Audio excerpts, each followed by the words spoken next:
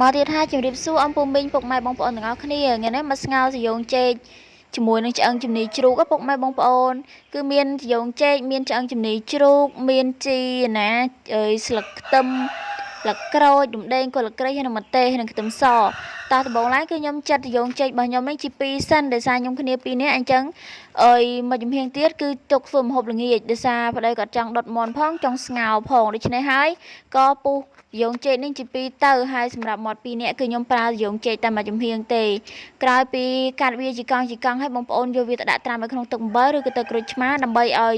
ពណ៌របស់វាស្រស់ស្អាតហើយវាកាត់ជ័រកាត់អីក្រោយមកយើងក៏ដល់វគ្គដែលខ្ញុំត្រូវមកកាប់ឆ្អឹងជំនីជ្រូកកាប់សាច់កាប់អីទុកដាក់រួចរាល់អស់ហើយដល់វគ្គដែលខ្ញុំមកកូរគ្រឿងលីងម្ដងទម្លាប់របស់ខ្ញុំឲ្យតែប្រើប្រភេទឆ្អឹងគឺខ្ញុំត្រូវការលីងវាអញ្ចឹងបងប្អូនដំបូងដាក់ប្រេងឆាចូលឲ្យក្តៅមកហើយក៏ដាក់ខ្ទឹមសកច្រាមចូលរំលីងវាឡើងឈ្ងុយបន្តិចហើយចាំបង់គ្រឿងក្រូចចូលបន្ថែមទៀតក្នុងនោះមាន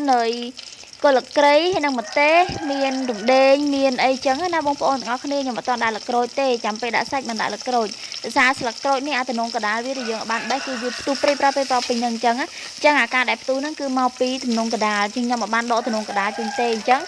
ក្រោយពេលដែលលីងគ្រឿងឈ្ងុយហើយដាក់ចាប់ផ្ដើមដាក់ឆ្អឹងជំនីចូលហ្នឹងបានខ្ញុំចាប់ផ្ដើមដាក់ចូលហើយក៏ដាក់ជាមួយនឹងស្លឹកក្រូចចូលនឹងឯងអត់មានអីទេនៅសល់ស្លឹកក្រូចដែលអត់តន់បងហ្នឹងចឹងអាតំណងកដាលវាហ្នឹងមិនថាបំពងមិនថាយើងយកធ្វើអីទេគឺវាផ្ទុះដោយសារតែអាតំណងកដាលវានឹងឯងតែជាក់ស្ដែងខ្ញុំខ្ជិលបងជាមួយទឹកស្លក៏បានខ្ញុំធ្វើនេះក៏បានដែរក្រោយពីលីងសាច់លីងអីរៀងសោះតិចហើយចាប់ផ្ដើមចាក់ទឹកត្រីចូលមកជ្រោចទៅហើយអំបិលបន្តិចទៅហើយក្រោយមកទៀតក៏ថែមគ្រឿងក្រូចយើងធម្មតានឹងឯងមានប៊ីចេងមានស្ករសអីចឹងទៅណាពុកម៉ែបងប្អូនទាំងអស់គ្នា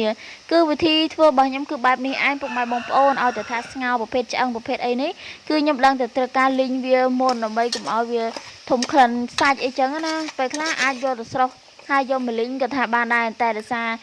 ឆ្អឹងនេះវាថ្មីស្រស់ទេអញ្ចឹងខ្ញុំយកវាមកលីងយកត្មងទៅក្រោយពីដាក់ផ្ងំវាបានមួយផ្លែតហើយក៏ចាក់ទឹកជាចូលដើម្បីឲ្យសាច់របស់យើងនេះរៀងឆ្អិនរៀងផុយយើងអីចឹងណាពុកម៉ែបងប្អូនហើយយើងដួសពពុះនៅលើនឹងចេញទៅដើម្បីឲ្យទឹកសម្លុករបស់យើងមានពណ៌សម្បុរល្អអូខេបងប្អូនបន្តមកទៀតដល់វគ្គដែលខ្ញុំមកដាក់ត្រយូងចេកចូលទោះទឹកស្លយើងល្អប៉ុណ្ណាក៏ដោយឲ្យទៅដាក់ត្រយូងចេកចូលគឺចេញពណ៌ទៅដោះគោហើយហ្នឹងហើយពុកម៉ែបងប្អូនពេលដែលហូបត្រយូងចេកខ្ញុំនឹកឃើញការខ្ញុំកូនខ្ចីណាឲ្យថាកូនខ្ចីម៉ែដល់ធ្វើស្លត្រយូងចេកនឹងឲ្យហើយខតើឥឡូវដល់វគ្គដែលដាក់ត្រយូងចេកហើយក៏វាឆ្អិនហើយបងប្អូនភ្លក់មើលដឹងល្មមរសជាតិហើយជាចុងក្រោយក៏មានបន្ថែមអីទេមានតែស្លឹកជីដែលយើងរៀបរាប់មុនហ្នឹងដាក់វាចូលទៅហើយបងប្អូនភ្លក់តាមចំណង់ចំណូលចិត្ត